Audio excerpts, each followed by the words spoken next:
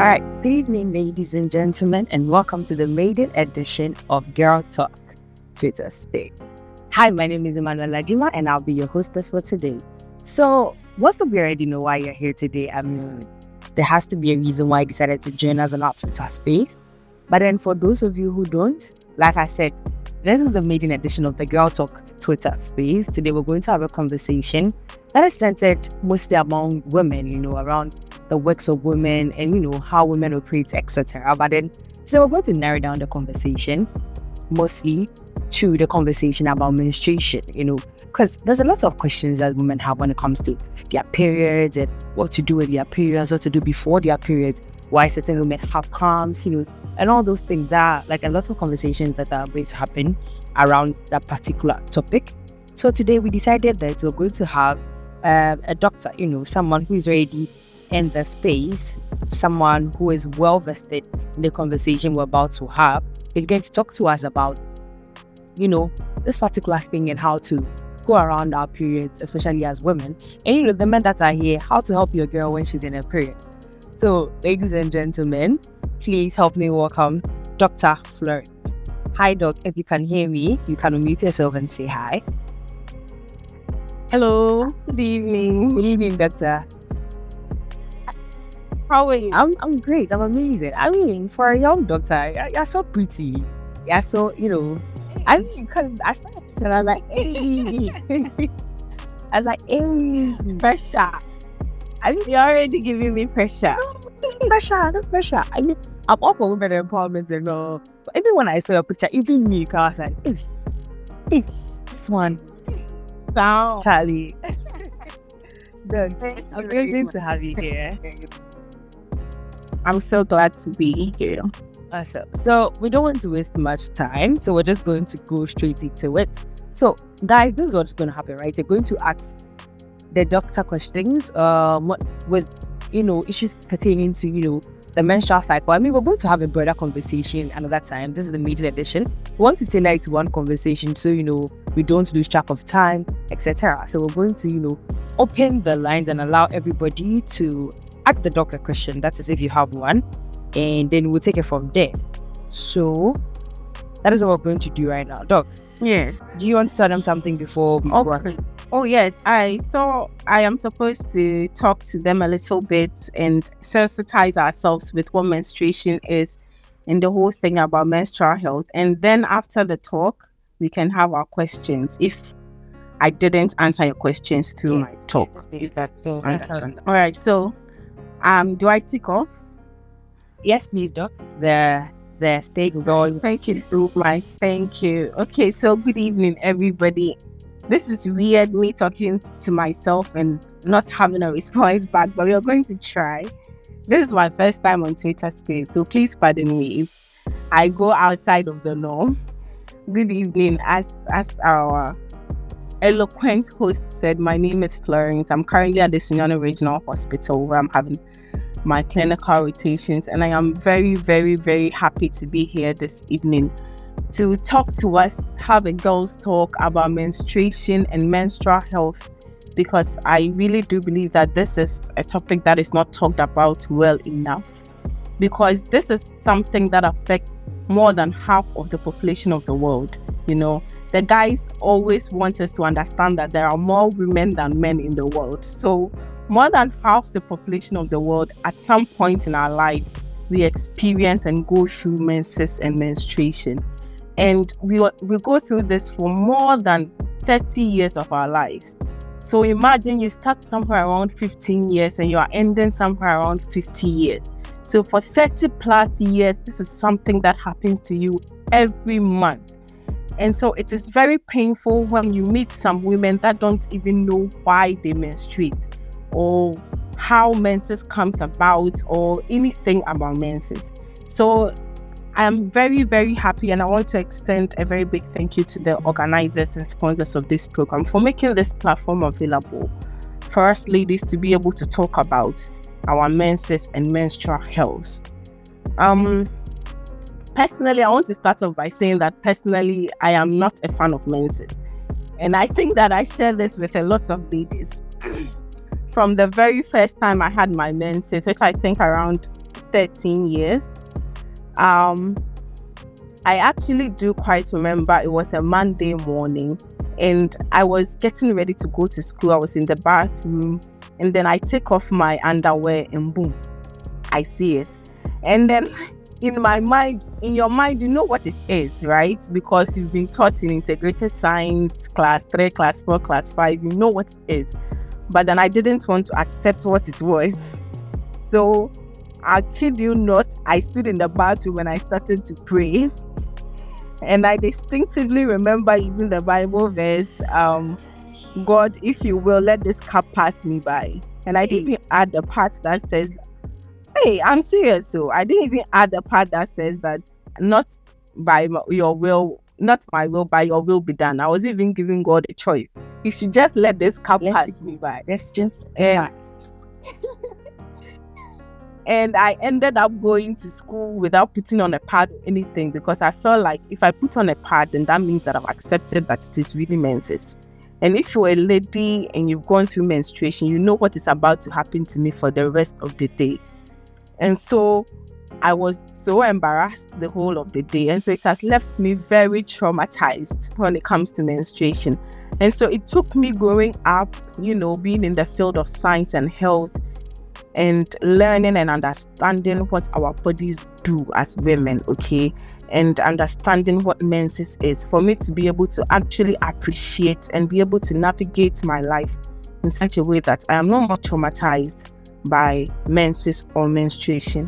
And this is something I usually say, okay, women, our bodies do wonderful things, okay. We are able to incubate, feed, protect a whole other human being for 9 months, and then after 9 months we birthed it into the world. So our bodies do wonderful things. And so usually they say that heavy is the head that wears the crown. So if our bodies do wonderful things, obviously there will be a downside to it. And I think menstruation is just one of them, but it is very simple to navigate and go through life without any stress at all. So it is my hope that today we'll all take something from this talk, if not everything, just a little thing, to be able to help you just go through a life less stressful in the field of menses and menstruation. So I'll just not waste your time so much. We'll go into menstruation and menstrual health. So we'll start off by asking, what is menstruation? Okay, so I'll start with a scientific explanation. I promise you I'm not going to be too medical or sciencey today, okay? So someone asked, what is menstruation? So menstruation basically is the shedding of the endometrial lining of the uterus periodically as a result of lack of fertilization. Now, I've said a lot of things. What do I mean? Now, what I mean is that for every woman, your reproductive system is working every month to be able to help you get pregnant and have a baby. That is the whole work of your reproductive system. So every month it is working. And so when the pregnancy doesn't occur, it will destroy everything it has worked on the whole month, and it will start working on another process to help you get pregnant. That's why we call it the menstrual cycle. So it goes through the cycle every month to try to help you get pregnant. Now, every woman is born with a number of ovum, or what we like to call eggs, okay? So for every woman on earth, you have the number of eggs you are born with. So around 30,000 to 50,000. And these eggs reside in your ovaries. Now, I will need you to imagine the female reproductive system now, okay? So for those of us that are not very familiar with the female reproductive system, it is like the letter T, okay? T for tamale. Now, the vertical line, the one going from up to down in the letter T, is, let's say, represents our vagina through the uterus upwards. And then the horizontal line, which is the bar on top of the T, is our fallopian tubes. So somewhere around our fallopian tubes are the ovaries, and these ovaries have the eggs I'm talking about.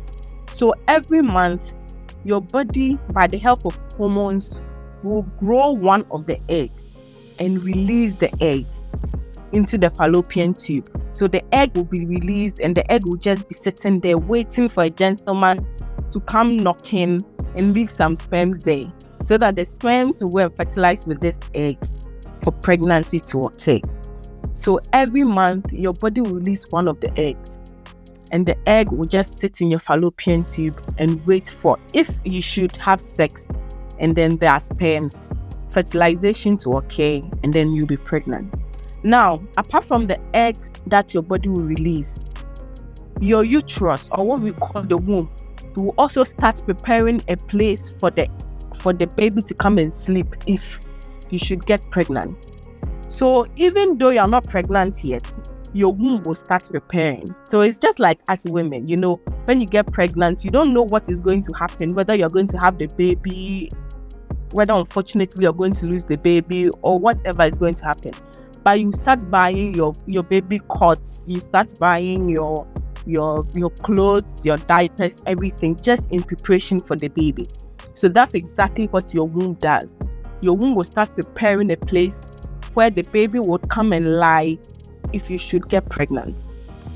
Now, at the end of the month, if nothing happens, no show, like Holy Mama Jesus, nothing happens, this bed that your body prepared in the womb, which I refer to as the endometrial lining, and then the egg that was not fertilized, all of these will come out, and that is what we see as the blood that comes out of the vagina during menstruation.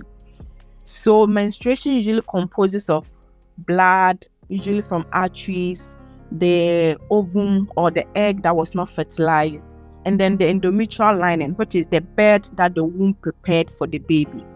All of these come out, and that is what we refer to as menstruation. Now, I'm going to take you through the menstrual cycle, because Lord knows that the questions that came in, everybody was asking, I want to know about my menstrual cycle. I want to know about my menstrual cycle. And I really hope it is not because we want to know our free periods to do things.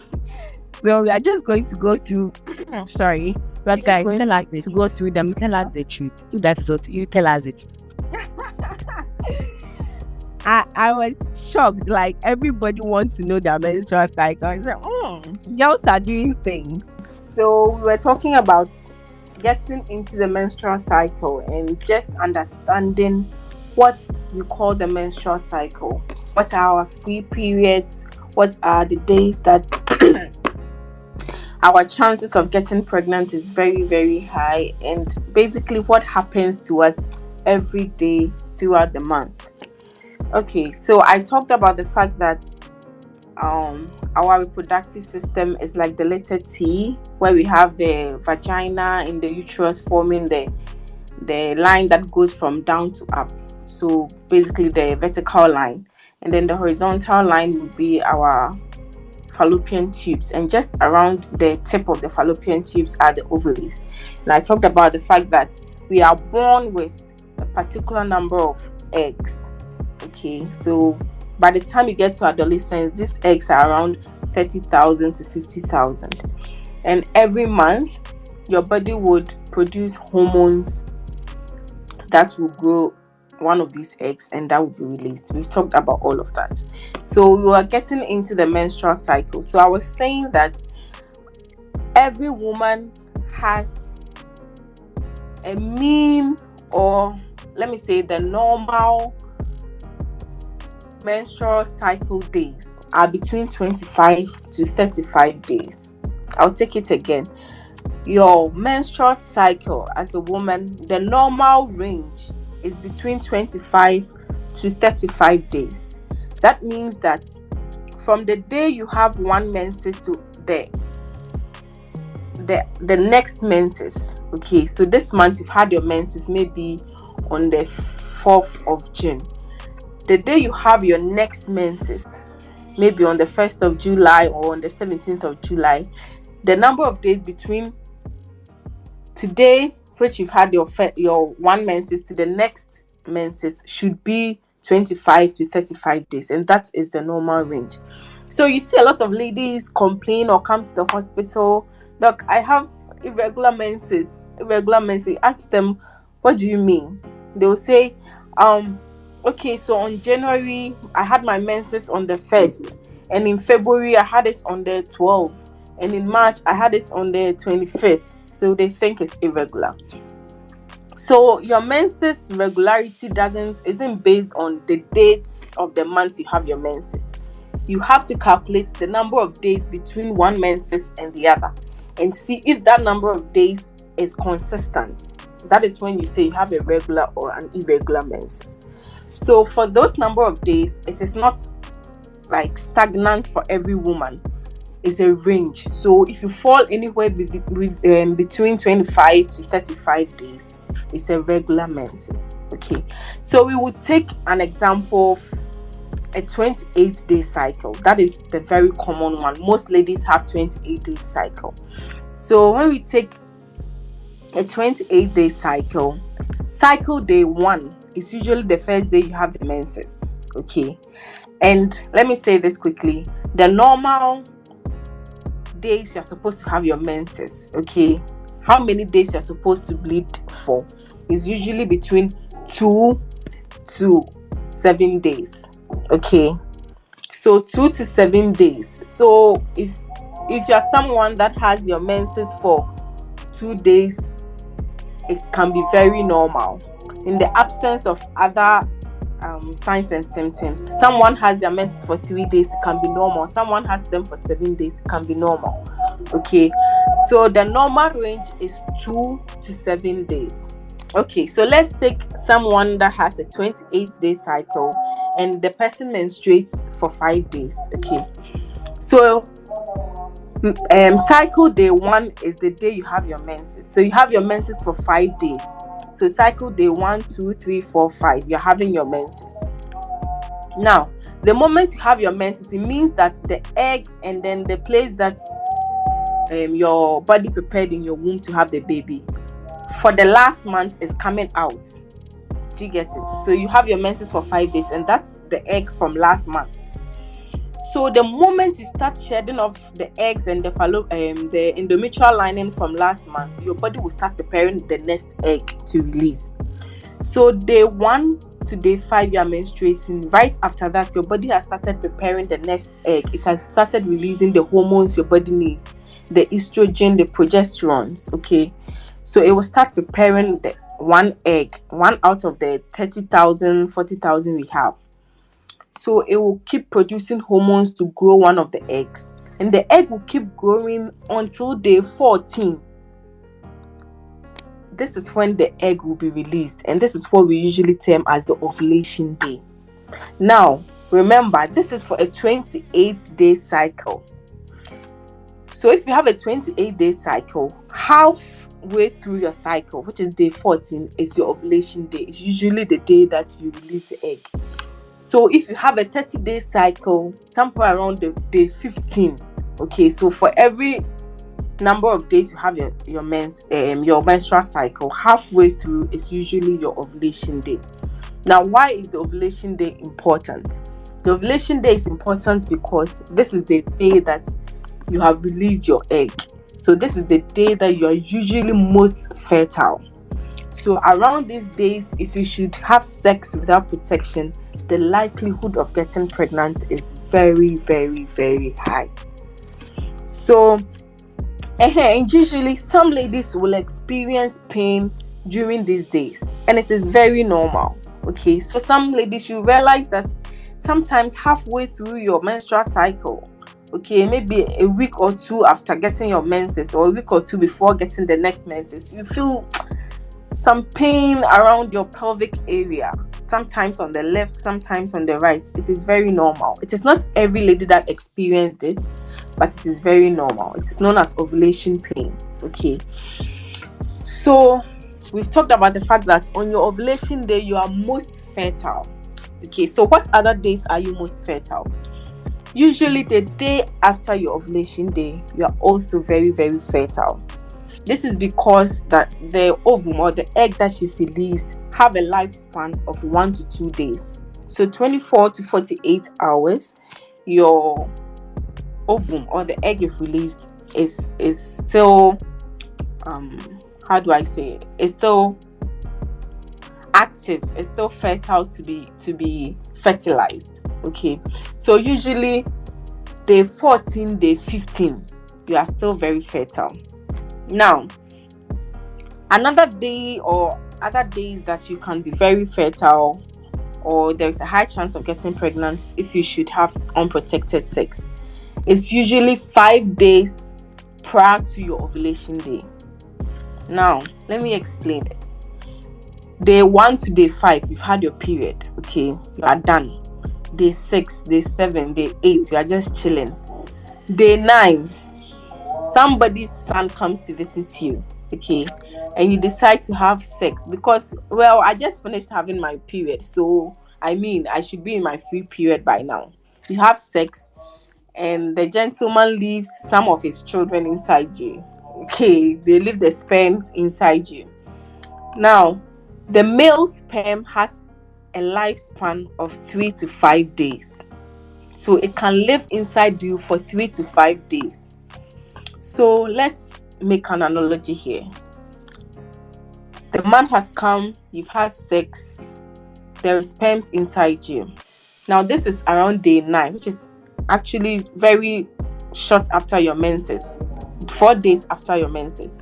You think you can't get pregnant because you've not ovulated. Ovulation is somewhere day 14. So day 9, let's start counting from 9 to 14, and that is 5 days. Okay, so we've also said that the sperm can live for 3 to 5 days. So if you should have sex around this time, around day 9, and the sperm lives for 5 days, means on day 14, which your egg is expected to descend, the sperm can beat the egg because the sperm can still be active around that time. So usually you'd want to count around 5 days before your ovulation and a day or two after your ovulation. And all of these days are days that you can be most fertile. So if you should have sex during this time or around this time, you can't get pregnant. Now, any other day in your menstrual cycle aside these days I've spoken about, there is a lesser chance of getting pregnant. Now, I didn't use the term free period for a reason.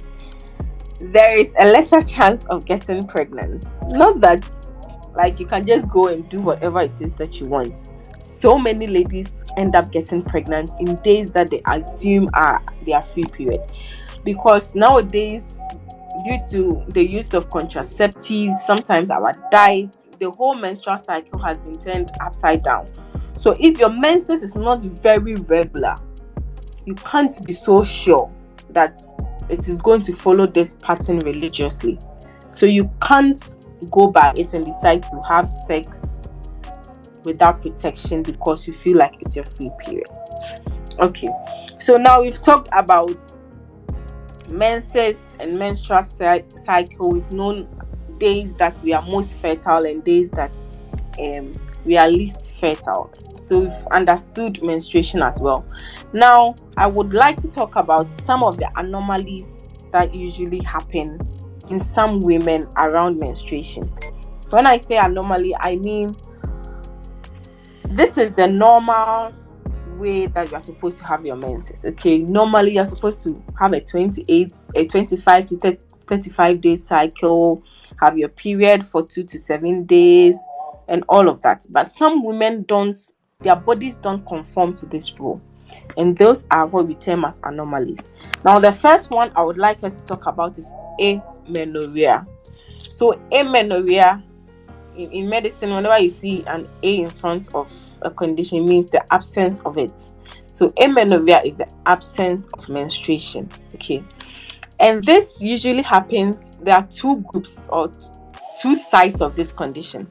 The first group are people that are grown enough. Okay, you feel like I'm matured enough to have started having my menses by now, but you can't see it, like it's missing. You can't find it anywhere. You've been looking for it, you can't find it. And then there is a second group that they were previously menstruating, but for some reason the menses has not come for 3 to 6 months or more. Okay, now let's tackle the first group. These are people that are supposed to have had their menses, but for some reason they've still not had their menses. And usually the normal time or age we expect a woman to have start their menstruation is around 11 to 15 years. Okay. So if you are somewhere 16, 17, well, there are some women that are late bloomers, and usually there's if nothing wrong with them, but then they are just late bloomers. Their mothers are late bloomers, their grandmothers are late, so it's just normal. But usually, or let me say rarely, sometimes there are some underlying conditions that is inhibiting the young girl from getting their menses, even though they are at that age that they are supposed to. And the first one is a problem with your hormonal system.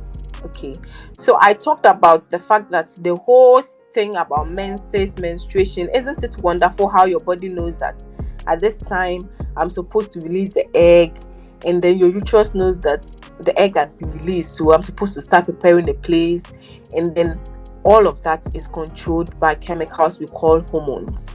The female hormones, I think most of us have heard of it: estrogen, progesterone, luteinizing hormone. All of these hormones play a very important role in regularizing or controlling our menstrual cycle. And so if for some reason you have a problem with the systems that are supposed to produce these hormones, you may not be able to produce the needed hormones, or not be able to produce them in the required amount for you to be able to have a regular ovulation and a regular menstruation. So this is one of the reasons that may cause someone to not have their menses, if even when they've got into the age that they are supposed to. Now, another thing is what we call uterine agenesis. Okay, what is uterine agenesis? Now, uterine agenesis is every woman, as you are growing up, your womb or your uterus, your whole reproductive system is supposed to grow up and develop. But some women, for some reason, for some congenital reason, it's nothing they did. Sometimes they are just born with it. Their uterus are not able to fully develop as we would expect it to. So they will get to the adolescent stage, or they will grow up, and still their uterus is not so well developed. And so it is not able to perform all of the functions that it is needed, or we would expect the uterus to perform, which would include the menstrual cycle as well.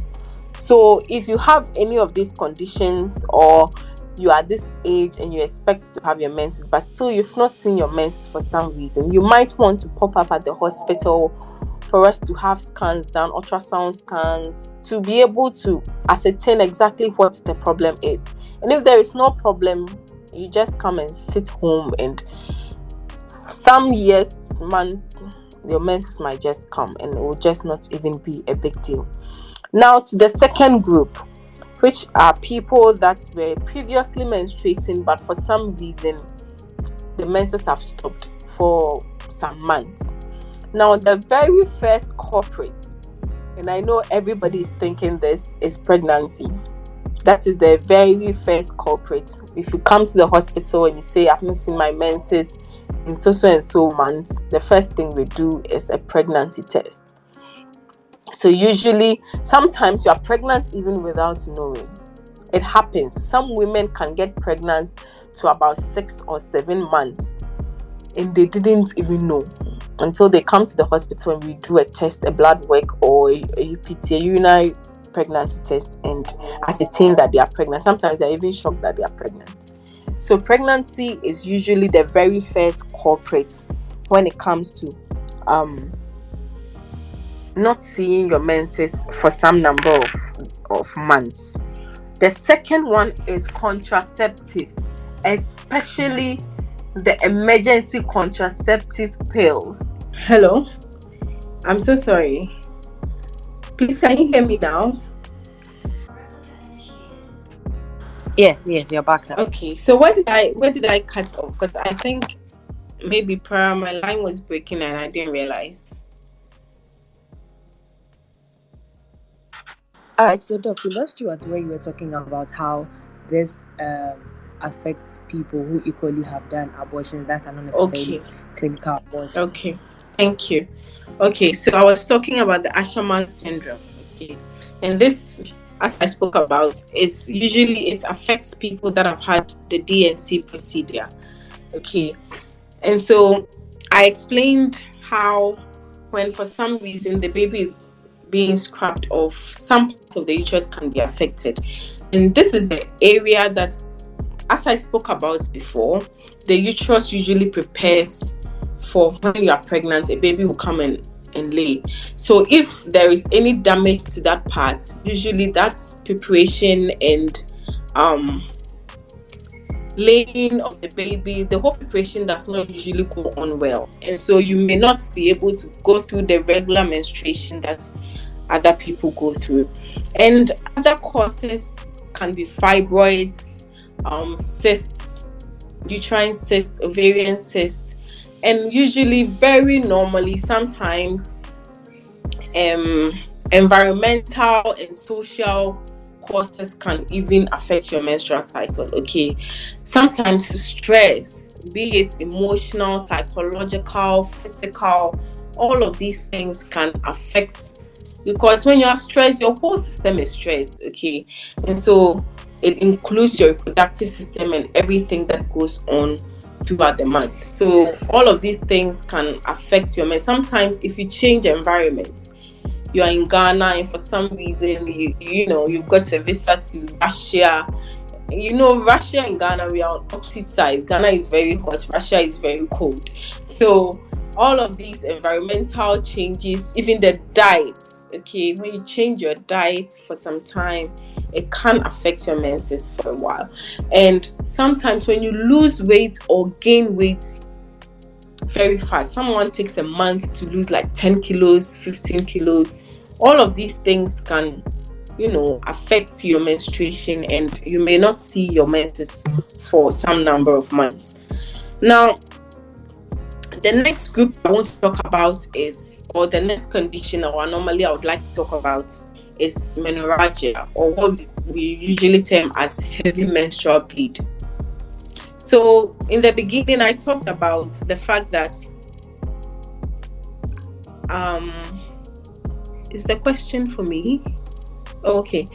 So in the beginning, I spoke about the fact that normally you're supposed to have your menses for about 2 to 7 days. That's the normal duration for every woman.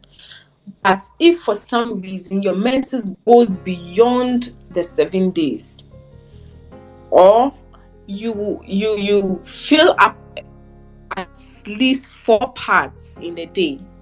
Okay, so you are bleeding, you're changing your pad, you're bleeding, you're changing your pad. So for a day, you've used 4 pads and they are fully filled, you can be classified as, having menorrhagia or heavy menstrual bleeding. And one of the most common cause of this menorrhagia is pregnancy. Again, we are here. How does pregnancy cause heavy bleeding? Because normally if you're pregnant, you're not supposed to be bleeding, right? Now, there's a type of pregnancy known as ectopic pregnancy. An ectopic pregnancy is basically when the egg is released in the fallopian tube and a sperm goes to fertilize the egg. Now the baby has started developing. The developing baby would move from the fallopian tube and place itself in the uterus, where the uterus has been preparing, or the womb has been preparing for a long time. For some women, for some reason, after this fertilization has occurred in the fallopian tube, the egg is not able to move into the uterus. The egg gets stuck in the fallopian tube. And this is what we term as ectopic pregnancy. And sometimes this ectopic pregnancy can come with so much bleed. And so if you see yourself bleeding a little bit and you think that you've had some unprotected sex not long ago and you're having some really painful abdominal cramp, you'd like to I would advise you to go to the hospital and get yourself checked. Another thing is you may be having a miscarriage unknowingly. Okay, like I said before, some women can get pregnant for some number of months and not even know that they are pregnant. And so you might be pregnant and actually having a miscarriage without knowing that you're having a miscarriage. And this can also come in a form of heavy menstrual bleed. And usually for these people, the clots that come in our regular menses, you see the menses, the blood, sometimes it has some little clots in it. These people, the clots are usually very larger. Okay, so this can give you a clue that you are actually sometimes having a miscarriage instead of the normal menstruation.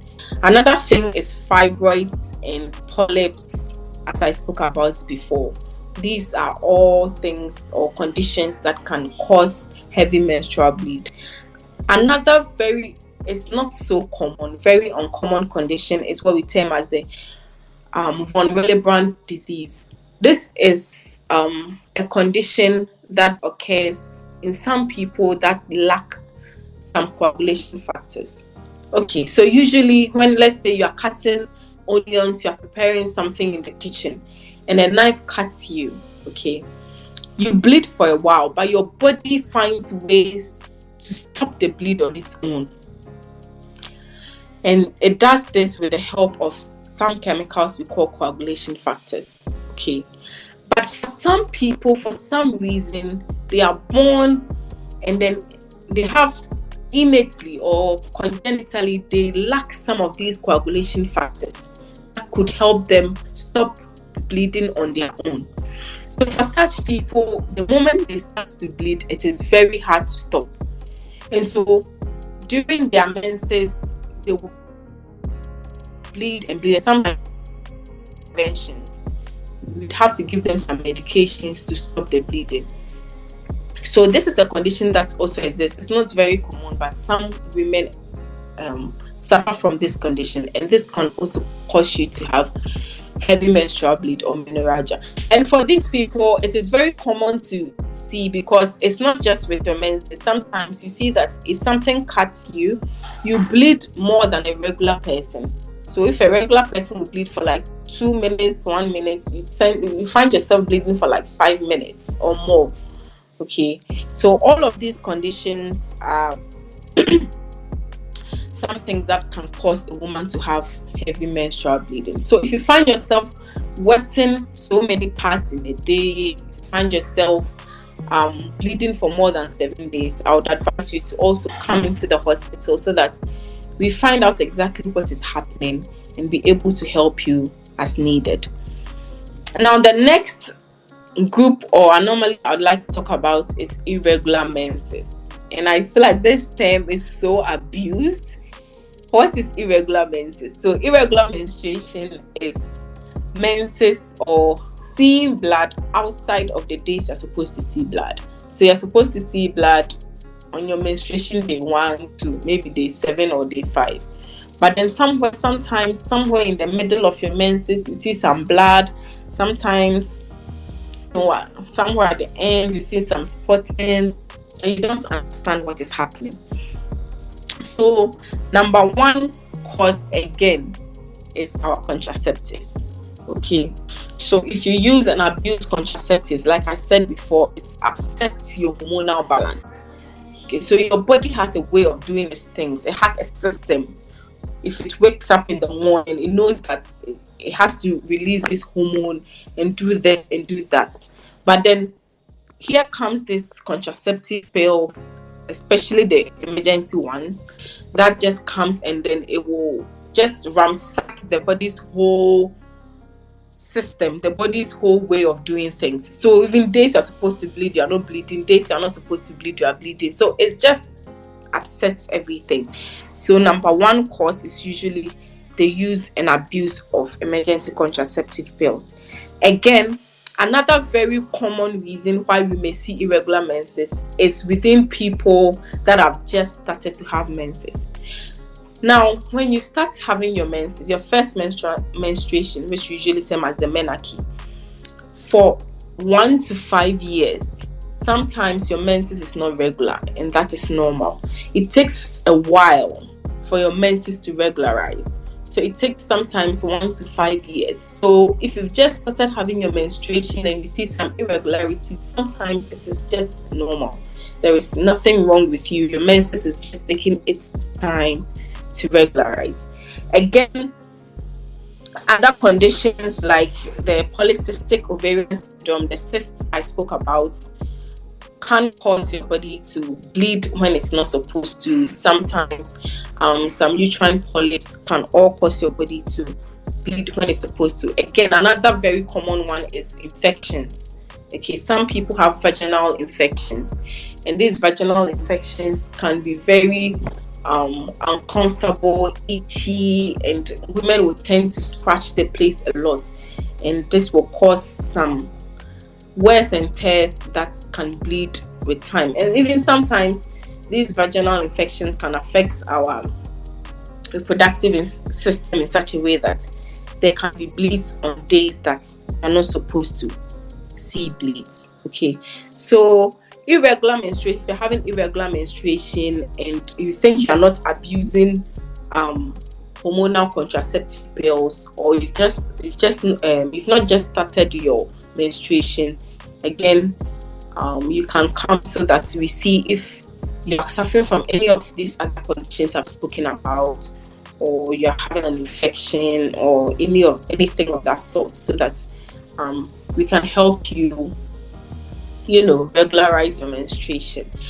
The last, is it the last? Yes, the last condition or anomaly, or no, this one is actually very normal, that I would like to talk about is dysmenorrhea. And I know almost every lady who has had their menses have come into contact or has encountered this condition before.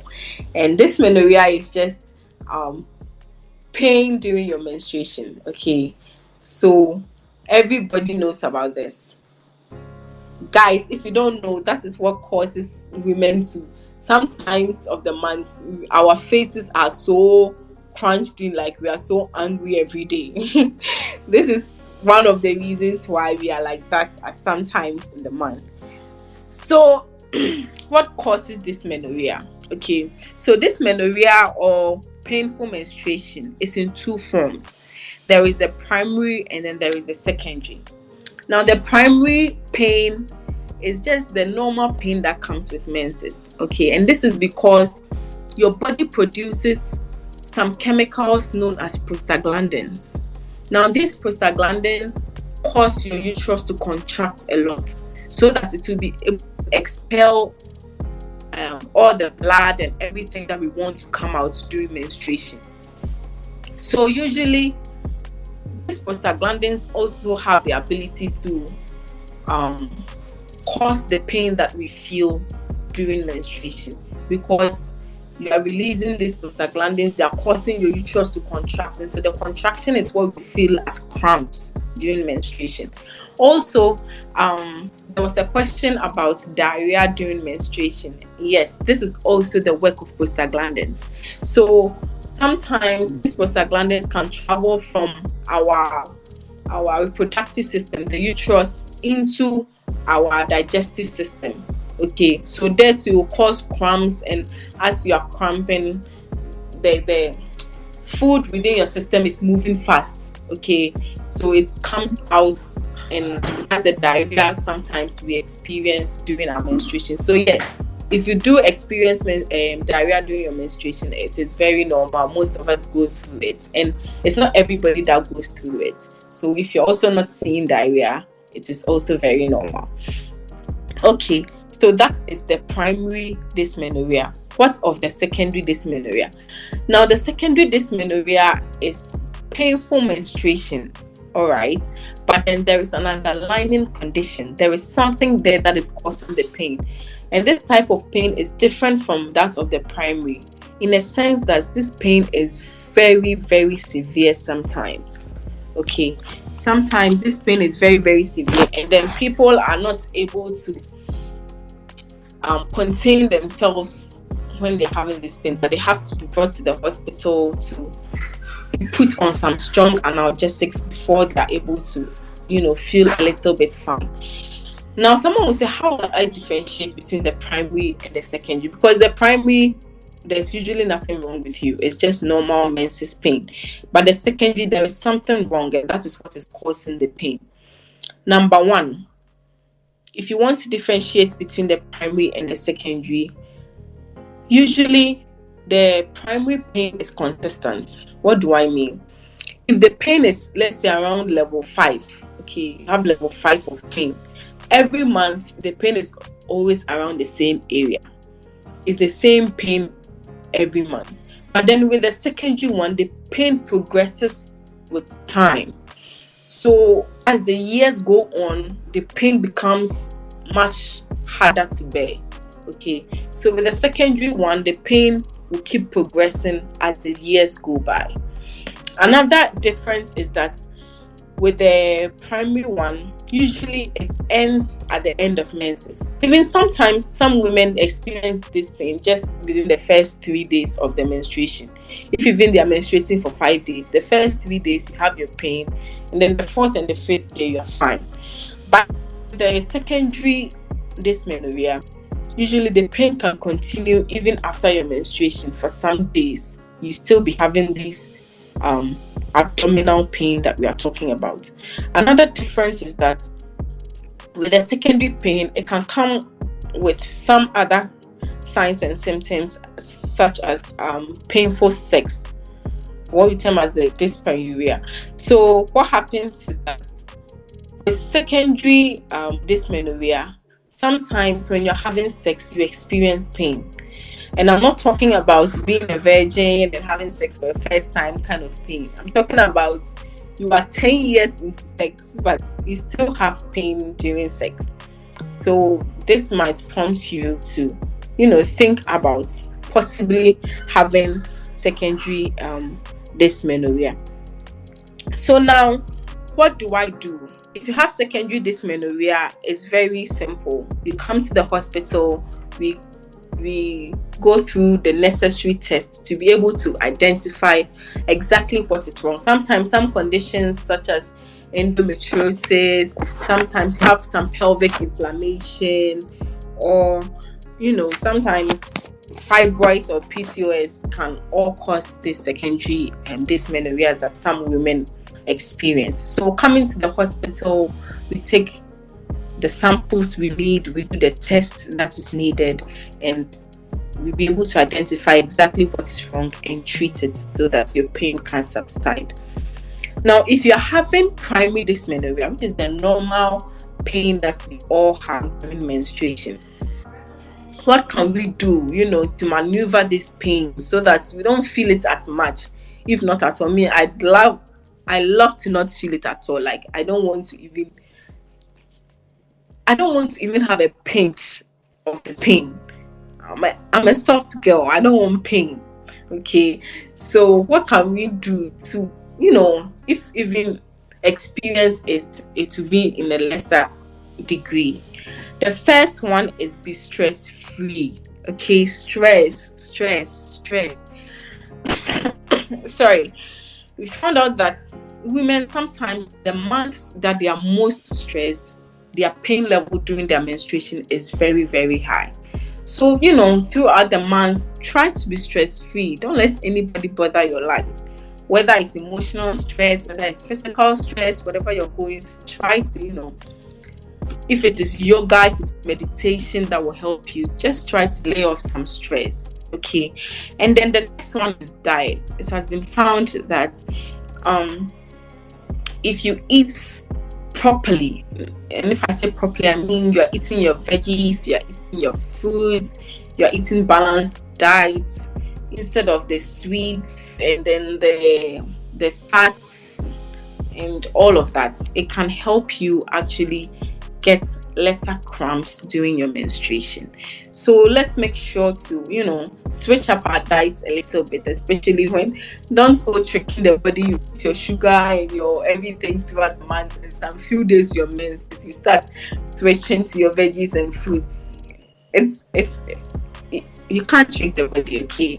So let's just try to eat balanced diets, overall try to be very, very healthy. That can help with our pain.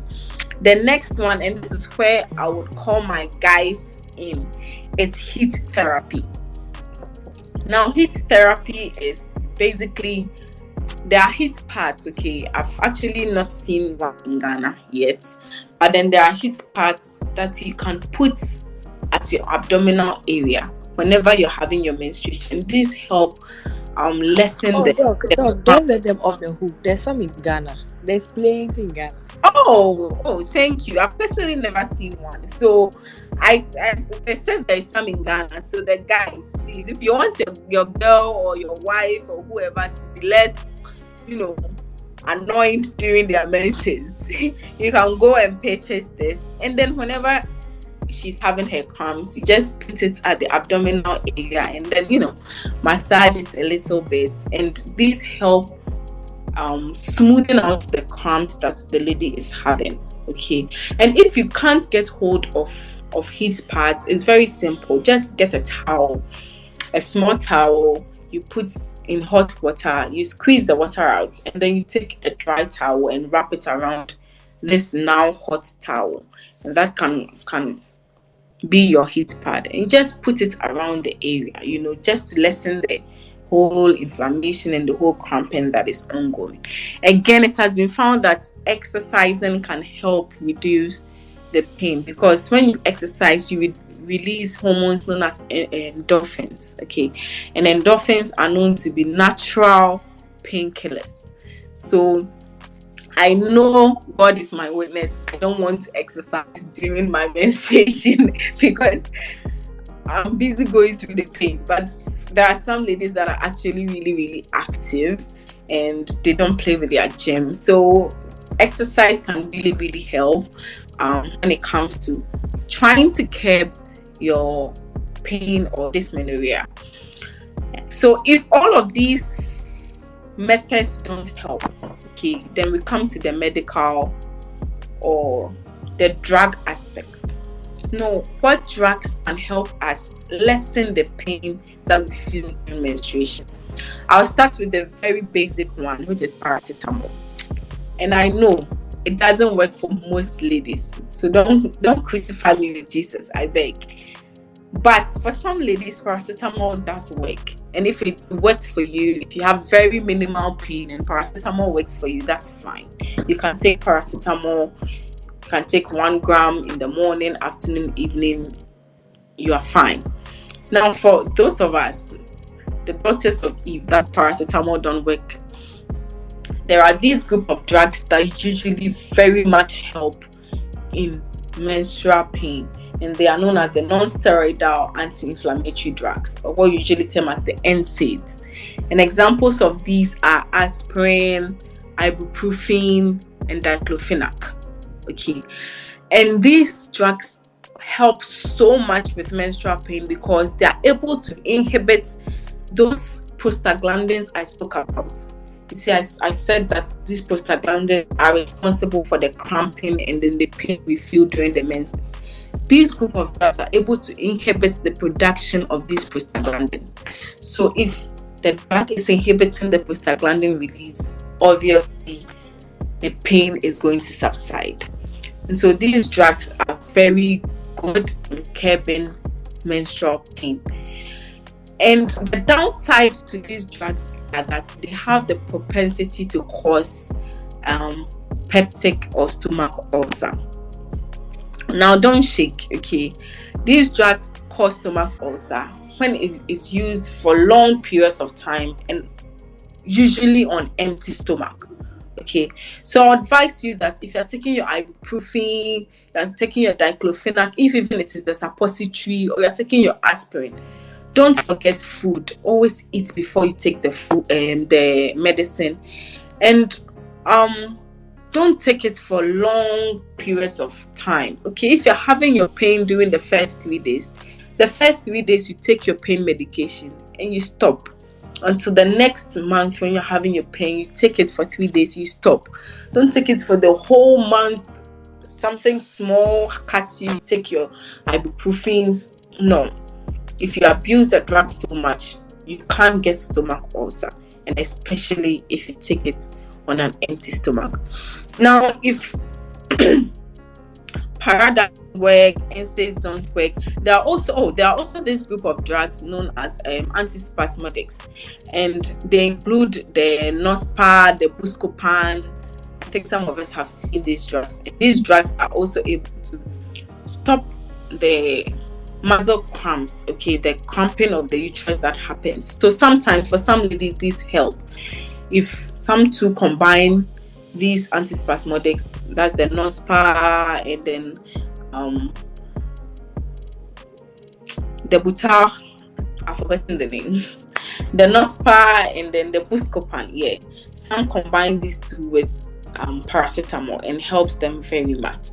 If all of these don't work, then what we do next is to put you on oral contraceptive pills. I know I've talked about I've bashed contraceptive pills the whole of today, but then I kept stressing on the fact that it's usually with emergency contraceptive pills that cause the side effects that we don't want.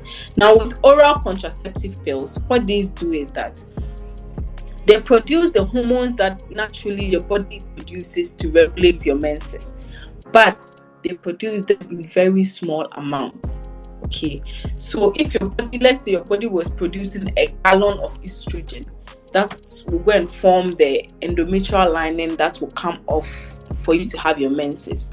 These contraceptive pills will just produce like a cup full of estrogen. Okay, and so the endometrial lining that will form will not be as thick as it would have been if your body had produced the estrogen. So a thin endometrial lining means thin menses, thin pain. Okay, so your pain is very less. And some of these contraceptive pills, the IUDs and all of that, sometimes they even help you skip your menses. Okay, sometimes your menses you don't have menstruation when you're on some of these hormonal contraceptive pills. And so no menstruation, no pain. So there is nothing to worry about. So usually after you've tried the para, you've tried the NSAIDs, you've tried everything, doesn't work, you come to the hospital or you sit with your OBGYN and then you discuss what hormonal contraceptives would best for you, and then we put you on it, and sometimes it will help you just regularize your menses and then deal with the pain that comes with menses. Now, how do we properly take care of ourselves? How can we properly take care of ourselves during our menstruation? Because this is a very sensitive moment in our lives, okay? And we are very vulnerable around this time. Our bodies are very vulnerable around this time. So how do we take care of ourselves properly to be able to sail through the week of menstruation without any wahala? Okay, so personally, and this is a personal tip, I like to do days before your menses or days before my menses, I like to clean my whole room, clean my environment, change my bed sheets and everything. Okay, and just the whole atmosphere of your room being conducive and warm usually helps me. I go to work and I come back and I'm very stressed and I'm already moody because I'm on my period, and then I come home and my room is very calm and clean, and my bed sheets, especially my bed sheets, is very clean and laid. It usually helps calm me down. And so this is a tip that we can all adopt. Okay, if you're living with your man, the guys can be changing the bed sheet just a little bit, something, okay, something extra, because we are very vulnerable at this time. Another tip that we can go with is your choice of pads. Okay, and I know it's not that we use. Some women use tampons that are other, but then the normal ones that is very common that we use in Ghana are pads. Now, please buy quality pads. Please buy cotton pads. Okay, some ladies, you see, we will not spend money to buy 10 cedis, 15 cedis pads, but then we buy the wigs, we buy the dresses for 1,000, 2,000 cedis, but then we can't spend money on buying good pad. We just go buy the 2 cedis, 5 cedis pads. Now, what happens is that when you buy a pad that is not very cotton or very absorbent, what happens is that you are bleeding. So blood is coming from your vagina, and then the pad is not soaking the blood. So the blood is staying between your vagina and then the top of the pad, and it's just stagnant there. So what you're doing is just you're just breeding bacteria and other organisms that will cause infections and other things that may harm you. So please buy quality pads that are very absorbent, and let's change them regularly. Okay, let's change them regularly and use the right pads at the right times.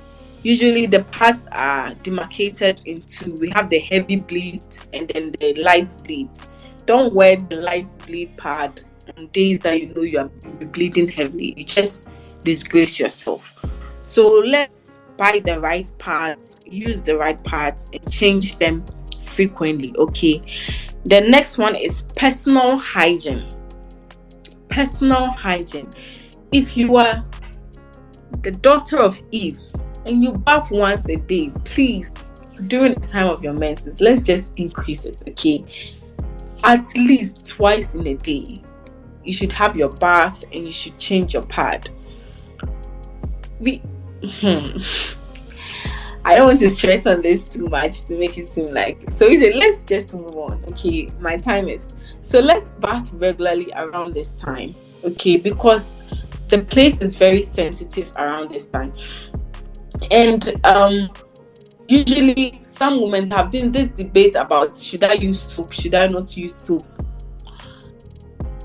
In your vagina, it is not advisable to use soap inside your vagina, because your vagina is a self-cleansing body. Okay, it can clean itself, it doesn't need your help. But then around your vulva area, and when I say the vulva area, I'm talking about where the hair is able to grow. You see, all around that area, between your thighs, you're supposed to clean them and clean them fine. In your vagina, you can just use a lot of water to rinse the place and you'll be fine. But then around your vulva area, you know, the crevices where there can be deposits of sweat and everything, you want to clean them regularly and clean them fine, so that we don't have any bad odor around that area. And the last thing I'm going to talk about is carry an extra pad every time, not only on times that you're having your menses. Carry an extra pad. I have a pad in my bag, in my handbag that I take to work, that has a zipper on it, and I always have at least 2 pads in there. If not even for me, it's for a sister or someone else that may need it when they come to work, and for some reason you don't know the day that these menses will disgrace you. So always carry an extra pad, okay, to be able to help you whenever you need it, whenever for some reason it comes unannounced. Okay, you are not caught off guard. So in conclusion, I would like to say I'm very, very happy to have had this opportunity to talk to you. Actually, I think about some weeks ago, I watched this movie known as Padman, okay, and it was about the first Indian man to make pads available and accessible to women in India. So what was happening in India in the old, not too long ago, was there is a room in every house in India where a woman is supposed to go and stay for 1 whole week when they're having their menses, because they don't have the right pads, and also they're considered unclean during that time. So you're not supposed to mess with the general public. So you be in that room for 1 whole week until you are done with your menses to come out. So this man was interviewed and was asked that, why is it that you can really profit from this business, but you decided to make it free and accessible to women? He said that, and it stuck with me. He said, there are 12 months in every year. Why is it that women have to have 9 months out of the 12? And they were like, what are you talking about? You don't get it. And this man says that every month, a woman has 1 week that you stay indoors and you do nothing. You waste 1 week of your life every month. So 1 week of every month for 12 months, that's 12 weeks. And 12 weeks is equivalent to 3 months. So you spend 3 months of your life in the room doing nothing. So instead of having 12 months to be productive as a regular man or a regular person will have, a woman has only 9 months to be productive. And that is because we didn't have access to all of these things, all of this knowledge, all of this education that we need to to just basically maneuver our lives around menstruation. So it is my hope that today, whatever small thing you've learned, you pass it on to the next lady and the next lady and the next lady. Let's share the knowledge, okay? Let's know how to better take care of ourselves so that menses does not impede on our lives. Menses does not stop us from going out there and killing it and doing whatever it is that we're supposed to do as superwomen. Okay. And the Lady Pharmacists Association of Ghana recently did a program on menstrual hygiene, and one of the themes, and I love it so much, they said it is normal, period. Okay, so menses is a normal daily thing. It shouldn't constrict your life. It shouldn't change your life in any way. It is normal, period. So I hope that today you go out, you see, or tomorrow, whenever you see your friend and tell them it is normal, period. And that's just what it is. So thank you very, very much for having me. And at this point, I'd like to take any and all questions that you have. Madam Host. Awesome. Thank you so much, Doc. This has been like a very interactive and educative session. Sorry. So I think a few people have questions. So I'm just going to unmute a few of them so they ask their question. All right.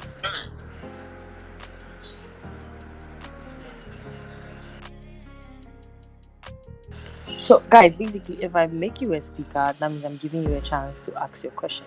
So let's be nice. Let's try and keep the questions within the range that we spoke about, and yeah, let's make it as quick as possible. Yeah. So no nonsense. Your hand is up. Yeah, I've already. yeah, all right. Good evening, and very thank you for the opportunity. I want to ask Doctor concerning the non-steroidal anti-inflammatory drugs. Some will be in the severe pains during their menstruation, and immediately they take diclofenac, be it suppository or the oral, the tab, their menses stop flowing. What can they do? Oh, okay. So, normally, aside the ability of the non-steroidal anti-inflammatory drugs to help with the pain, it has also been known to help with menorrhagia, okay, which is heavy menstrual bleed. So, right, so prostaglandins are being produced to cause contractions, and contractions will cause the uterine lining to come out. Now, you are not producing prostaglandins, so your uterus will not be able to contract as much. Okay, and so it will not be able to expel as much blood as genuinely or normally it would. So sometimes even women with heavy menstrual bleeding, we give them some of these NSAIDs to help curb the heavy menstrual bleed.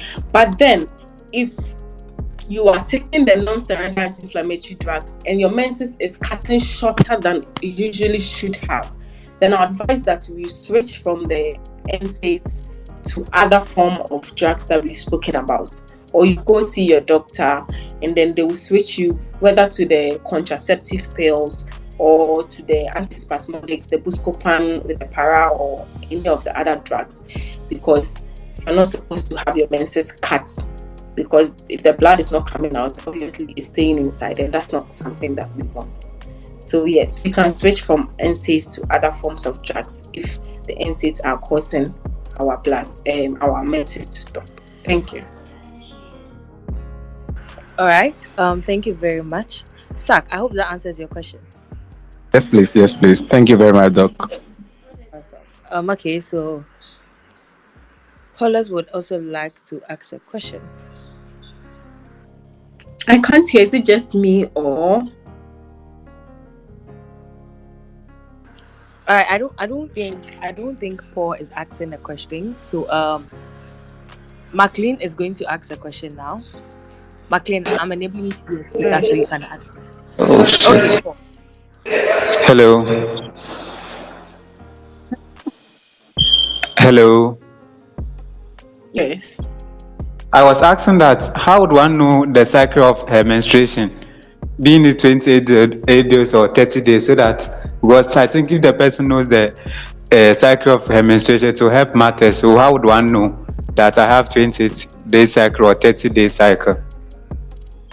Okay. So, Paul, the only way you can know your menstrual cycle is to start now. Okay. You didn't know Okay. it before. So you start today. The day you have this, let's say you day, which is, I think today's date is 11. So you start today, you've had your day one. You start counting day three until the day that you have your okay. And you keep counting, so you know the number of days it took for the next menses to come. And the next month doing the same thing. So for about 3 months, you know that averagely for about the number of days is around 26, 27. So you know that my menstrual cycle, to make this for you, okay? There are so many apps now. Personally, I use an app called Flow. Okay. So many of you just go to app, download Flow. And whenever Yeah. sick, today I've had my menstrual, the app will come. So for 3 months, you will see your menstrual falling within 28 to 30 days. Okay. So you know an average of your, so that can give you an idea. All right. Thank you. All Okay, right. thank Thank you you. very much for. I think your question has been answered. So, Yes. okay, Zuliza, I'm so sorry if I'm missing your name, but Zuliza, I'm going to enable you to be a speaker so you can ask your question. So I don't know if we are going to go through them. Yeah, I think we have a few more questions. So, Zuliza, you can ask your question now.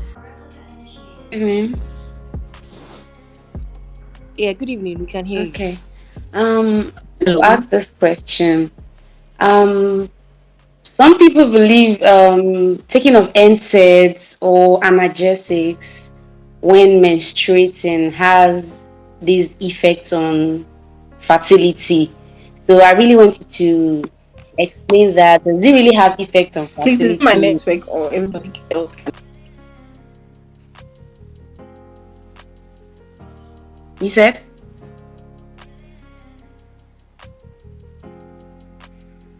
Doc, it seems to be a problem with your network. Okay. No, I was asking that some people believe the use of NSAIDs or analgesics when menstruating has effects on fertility. So I wanted to ask, does it really have effects on fertility, or it just does what it is used for? Sorry, I think it was my network again. Please, someone was asking a question. Yes, doctor. I said like some people believe the use of NSAIDs and analgesics during menstruation actually has effects on fertility. So, and I want you to help me like answer the question if it really does, or it just like when it's being used, it just does what it's meant to. Okay, so thank you very much. This is one of the myths, if I should say, around menstruation every day. And yes, I've heard about it so many times. No, paracetamol or NSAIDs, like I said, the effects that NSAIDs have that is known is the ability to cause stomach ulcer. It in no way have an effect on your ability to have children or not. Your ability to have children is dependent on your hormones, producing the necessary hormones, releasing the egg, preparing the mitral lining, everything. That is the whole reproductive system. And these NSAIDs it's not known to have any effect on this cycle of the body trying to help you get children or produce children. So no, to my knowledge, I'm not there. There is no known medical backing to the ability of paracetamol or diclofenac to cause infertility issues. You may be having some underlying infertility issues that usually have nothing, or maybe due to some other factors were precipitated by the analgesics. But then, as to the analgesics directly causing infertility, no, I'm not really familiar with such a thing. But it is some of the things that we hear every day. Some women say, I want to go through the pain, I don't want to take any medications, because that is a myth that we have to take out of our heads. If you don't want to take a pain medication, that's fine. You don't have to take a pain medication. But then if genuinely your pain is very severe, and feel free to take the medications as they have been prescribed, and it will have no effect on your fertility. Thank you. Any other question? All right, guys. So we'll take one more question, and then Perpetual has a question. We'll take one more, then we'll allow Doc to go and rest because tomorrow is Monday. Right. Monday is here. Perpetual, you have the floor. Yeah, good evening, Doc. Please, is it normal to have your menses for, let's say, 2 to I hope 3 it's days? not my network again. Doc. Hello, Doc. Perpetual, we can't hear you. Doc. Hello. Yes, ask your question. I think we've lost Doc again. Ask your question. No, I'm here. Please, is it normal to have your menses for 2 days or 3 days? Okay, Perpetual, like I said before, it is very, very normal. Okay, the normal number of days or duration that a woman is supposed to bleed during menstruation, it's not the same for everybody, and it ranges from 2 to 7 days. So some women can have it for 2 days, some can have it for 3 days, 4 days, 5 days, 6 days, 7 days. Okay, so if you are someone, or you know someone that have their menses for only 2 days, and that's what they've been having since they started having their menstruation, it is very normal. It's not everybody that's supposed to bleed for long periods of time or days. Okay, so yes, yes, it is normal to have your period. Okay, thank you. You're welcome. All right, thank you so much, Perpetual. So guys, thank you so much for joining the very first edition of Girl Talk Menstrual Health and our wellness. Thank you so much, Doctor, for joining us and for being our guest speaker today. You have been amazing. You have been educative. In fact, I've learned so much today, and I'm so glad. Fortunately or unfortunately, today's session has to come to an end. So yeah, anything you want to tell us before you go? Anything for the girls? Oh, from me? Any last words of encouragement, of anything of advice? It is normal period, okay? Menstruation, that's on a period. Alright, guys, so if for nothing at all, today we know that it is normal period. Thank you guys so much for joining us today. It has been amazing. If you haven't followed us on our socials already, please follow us on all our social media handles at Smooth 24/7. My name is Emanuela Jima, and I was your hostess for today.